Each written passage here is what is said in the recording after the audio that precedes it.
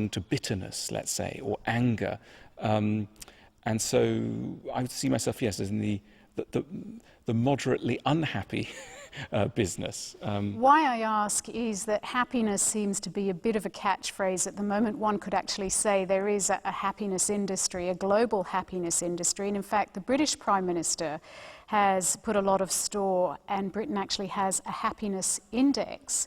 Do you think this is interesting to measure on a national level? Look, I think it's interesting to go beyond merely economic indicators of whether something is working well or not. You know, and there are strange statistics, so that if a couple gets divorced, the economic indicator suggests that the country is getting richer because lawyers are being involved, a new house will be built, etc.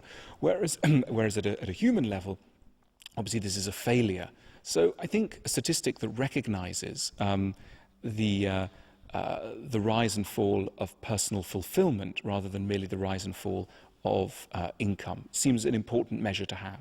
But do you think it's a measure as a country, in terms of a country as a whole? For example, I think the Scots describe themselves quite frequently, not all of them of course, as a nation of miserable people.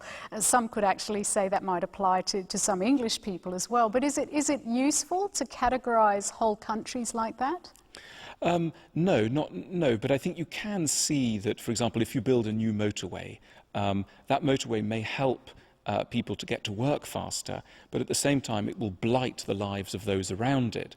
So you can start doing happiness audits on the value of building that motorway. And it may be that on second considerations, maybe you shouldn't build that motorway because the ultimate, the net result in terms of levels of happiness will actually be lower. So you can come up with interesting policy consequences by paying closer attention not just to monetary values but to more human psychological ones. What about the concept of change? We always live in a changing world. I mean, they did in the Industrial Revolution as well, but we're constantly being told that we have to change. Do you think it's possible for individuals to change? Look, I think that the change of industry and technology all around us is very dizzying, and while it's exciting, it also leaves in many of us a longing for calm. I think there's never been in history a longing for calm as intense as there is now. You know, you hear everybody saying that what they would most like maybe is an hour a day when there is no distraction. We're having a terrible time staying focused. We can now see why people invented monasteries. You know, monasteries were invented so that you could get away from the distraction of daily life in order to think of the important things. And for centuries, one would think, well, what was the point of that? You know, couldn't you just do that in a quiet room in the kitchen? But the point is now, as daily life is becoming ever more complex, more and more people are realizing that a kind of that inner focus is highly valuable. How do you personally find quiet times, find calm? I wait till the middle of the night, and I find that as a thinker, my most original and courageous thoughts only come once everybody else has gone to bed. Because while the whole city is alive and awake, there's a part of my mind that's essentially always trying to be a bit too normal, as though I want my thoughts to be in line with the thoughts of everyone else. It's like I have a conformist mind. At 3 o'clock in the afternoon, I'm just totally conformist in my mind. But at 3 o'clock in the morning, in the middle of the night, suddenly it's time for those wilder thoughts to emerge. And in some of those are the seeds of some interesting projects. So I would recommend to everybody, insomniacs and those who are not so insomniacs, to make a bit of time for the very late at night or the very early morning when a lot of people are still asleep. That's when we can confront bits of ourselves that are quite shy during the rest of the day, and yet which hold the key often to our own development. Personally speaking, I couldn't stay up until 3 a.m. I wondered, do you feel that sleep is overrated? Look, sleep is deeply important to physical well-being. We wouldn't be able to cope with many of the challenges that life throws at us without the resourcefulness that sleep gives us. That said, yes, as I say, I'm aware in myself that some of the best discoveries and lines and bits of books that I've ever come across have been precisely at those moments when I've gnawed away at the standard sleeping calendar. So how many hours would you say you sleep a night? Well, I sleep in bits and bobs, so I might be awake between 3 and 5, and then I'm not going to get through the day, but I'll try and fit in a siesta at some point in the afternoon. And I used to feel very guilty about this. I thought, oh, I'm one of these writers, I'm really becoming decadent, I'm losing the plot here. But I now realise that, you can be at your desk at 9 o'clock in a suit and not doing any real work. And similarly, you can be in your pyjamas at 3 in the morning and actually things are really firing. So it's really working according to when you're productive rather than when it looks like you should be working. You mentioned work, and probably of all your books that you've written, the book on work, working life, in a little poll I did, probably had the most divergent number of views. I wonder, you were brought up, I understand that your father was quite a wealthy financier. Did he inculcate in terms of his own life the need, the importance for work? Yes, I grew up in a self-made family that had come from great hardship, and luckily in his later years my father was able to make money, but the feeling was as we were growing up that we were on our last penny all the time. And were you really? Well, no, not on the last penny, but we didn't have a huge amount of money, and my father had been very traumatized by early poverty. And I think anyone who knows that sort of background will know what it does to people, which is to make money seem very important.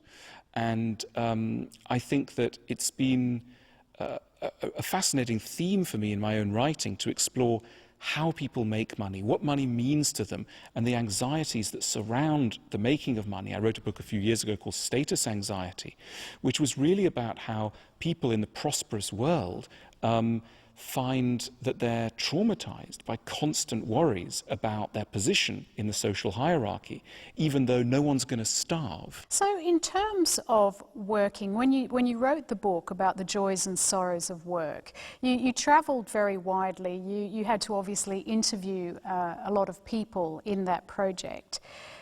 Was that something that you actually enjoyed? In a sense, you're kind of getting your hands dirty, having to seek out other opinions as opposed to reading and coming up with your own. Yes, look, in the modern world, most of us are stuck within a particular profession, often chosen at a very early age, and then you stay in that profession. And I think one of the most fascinating things is to have a bit of a job share or a job swap when we look at what other people are doing, because you learn so much. We tend to think that in order to learn, we should go travelling. And travelling teaches you lots, but there's nothing quite as good in terms of teaching you how the world works than to do somebody else's job for them or alongside them.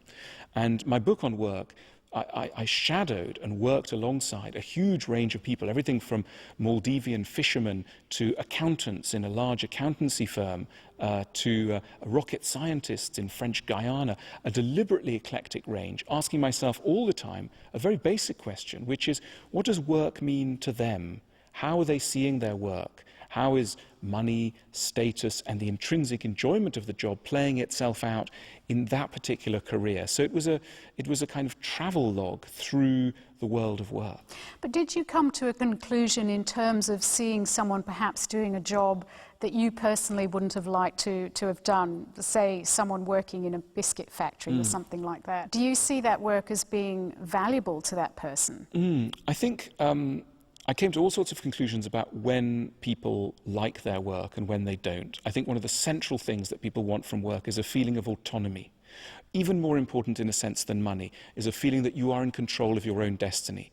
And if people are confronted by a choice between a very large salary but a horrible structure where their life is constantly meddled with, their decisions are interfered with, they're not giving any respect, and a much more modest salary where they feel in charge, most people would choose the latter.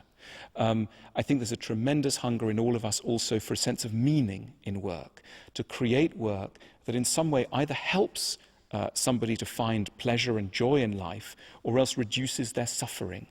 If a job does that, you're well on the way towards work fulfillment.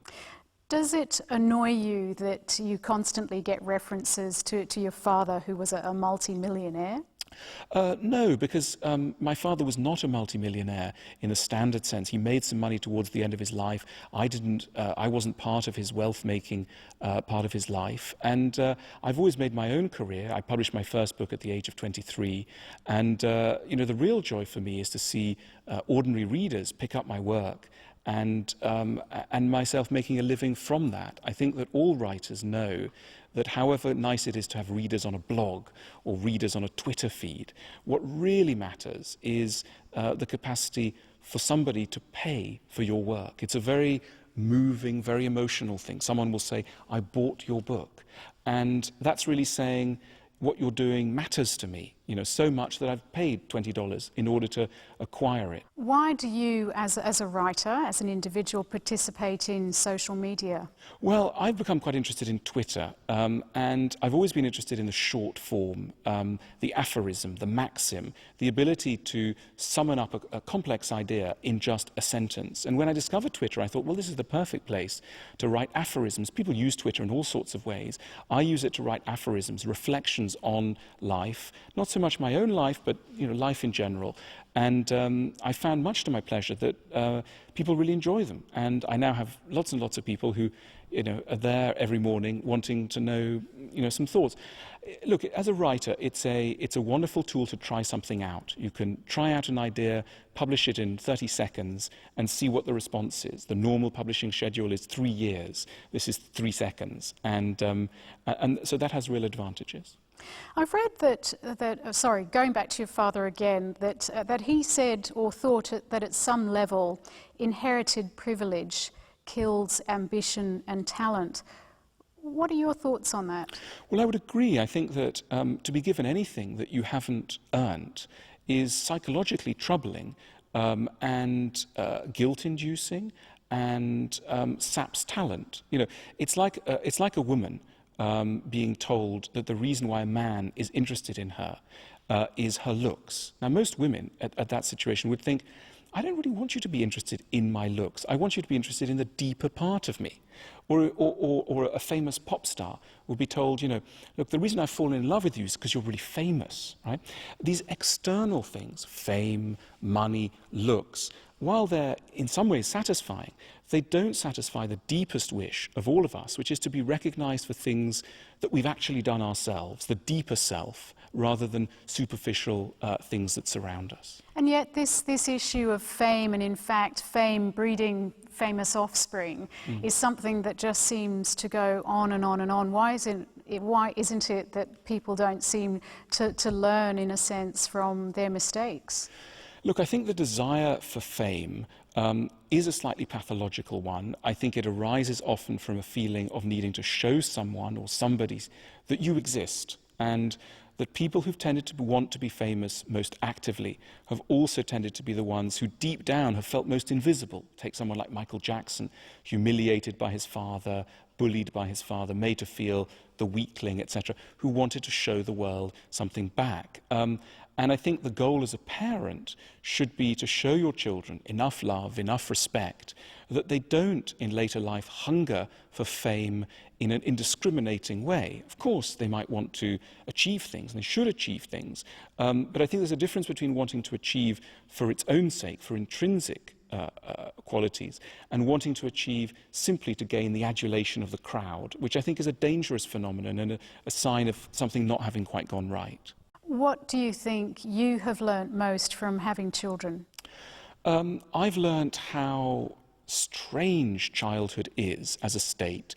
It's part of a feature of becoming an adult that you forget what it was like to be a child. You have photos, etc. People tell you the odd anecdote, but you don't really remember what it was like to be a child. And I think the best parents are those who can make the huge effort to remember what it must feel like, who try and empathize with their children. I think when you're a child, adults are very big and very scary and have huge power. With $20 in their pockets, they are, King Croesus, and they're huge, they're physically big. And there's an awful lot of parental power in relation to children. I'm not talking about the grosser forms of abuse, just everyday abuse. And as a parent, yeah, I struggle very hard to understand my children, to give them boundaries, but most of all, to give them a lot of love, to make them feel that I'm interested.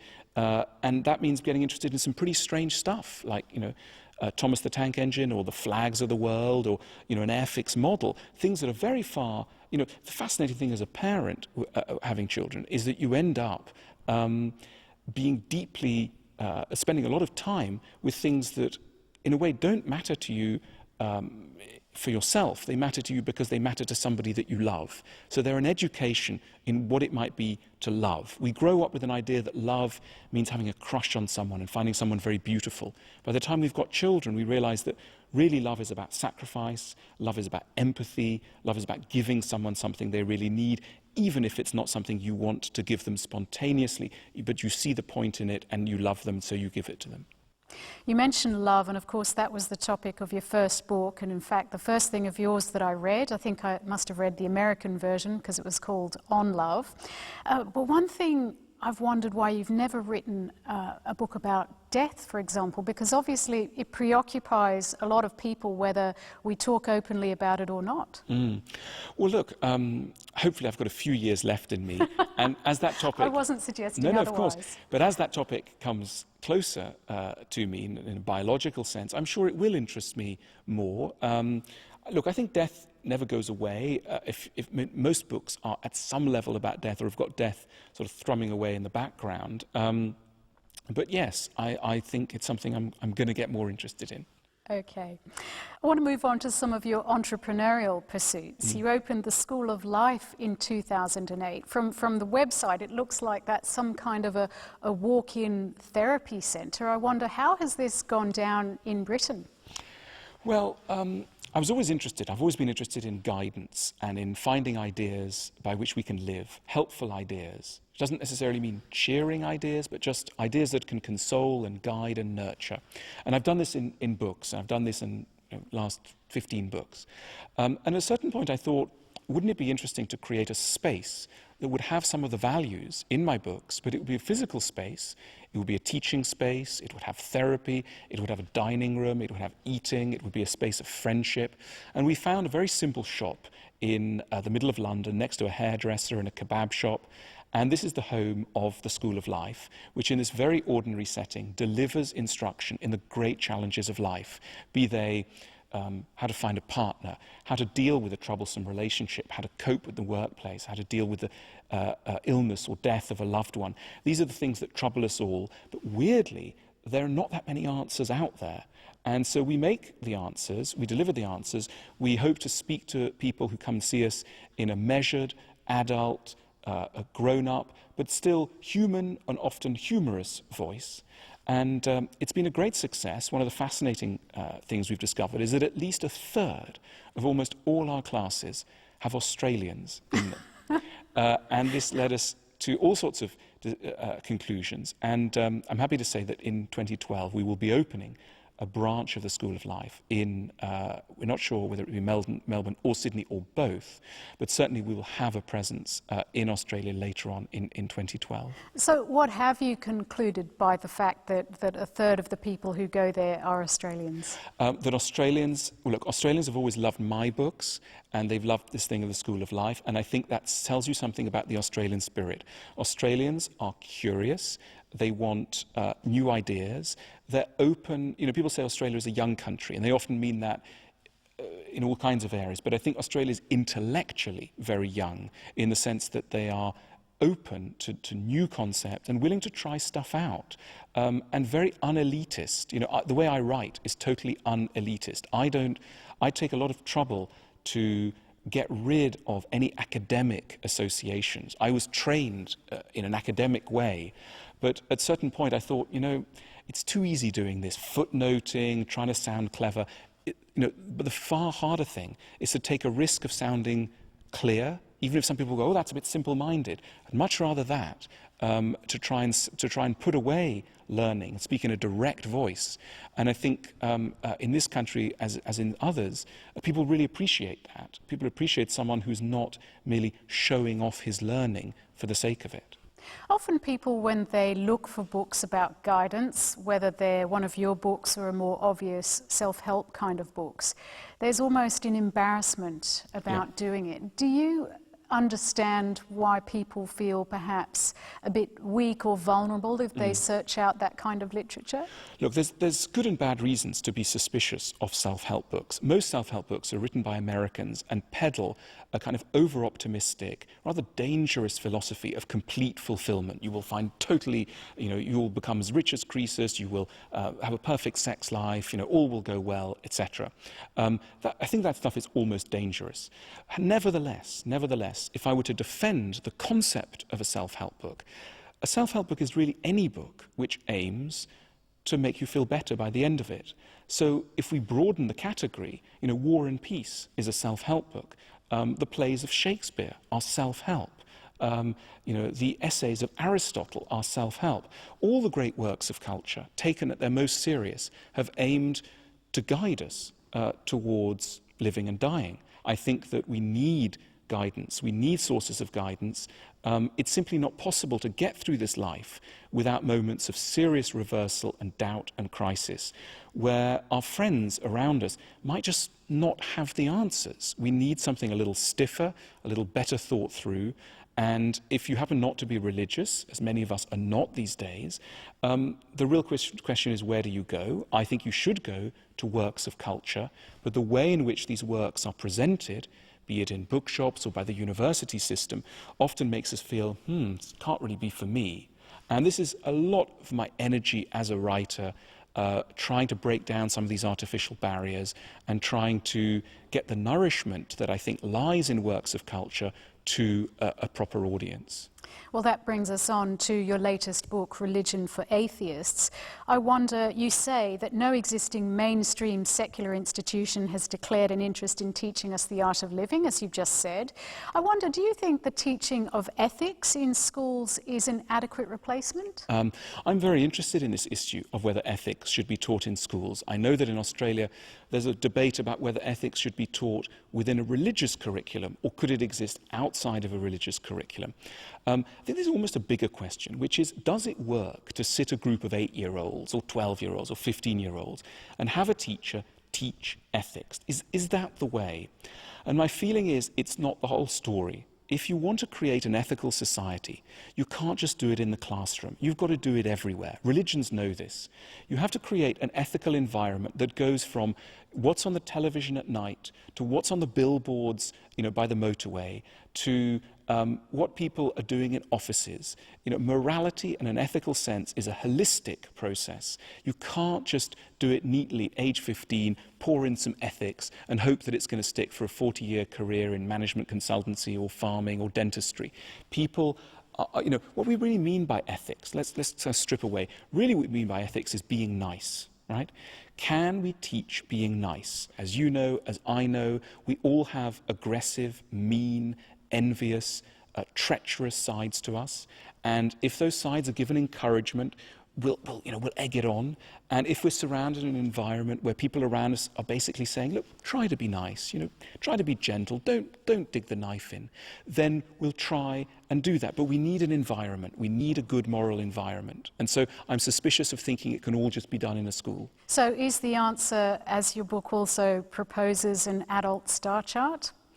Well, children have star charts where their behavior is monitored and people say, oh, fantastic, you just did a really nice thing, let's give you a star. Once we get into adulthood, especially in things like marriages, people often talk quite rudely towards one another because no one's watching.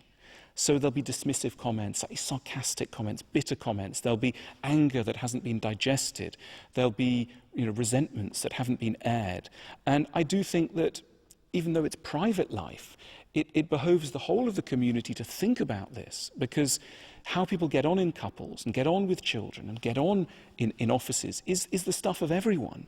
And we're not quite getting it right. Society builds fantastic supercomputers and smartphones, etc., and we can put men on the moon, but at the level of dealing a man and a woman and a woman, and a man dealing together with their problems, it remains pretty challenging. So you're advocating religion without God? I'm an atheist and have always been an atheist and have no interest in the spirit or in anything supernatural.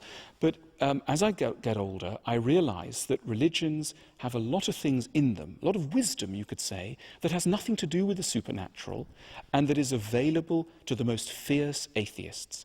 I'm thinking about rituals that go on all the time in religions. Take something like the Jewish Day of Atonement. Judaism, once a year, says that we should say sorry to people. We should atone for the things we've done wrong, and we should offer our apologies to others and accept their apologies with good grace. Now, that's got nothing really to do with God. It takes place in a synagogue, but you could do that anywhere. So that's an example to me of how religions are often psychologically pretty wise about stuff that because we're atheists, if you're an atheist, you'll think, oh, nothing to do with religion for me.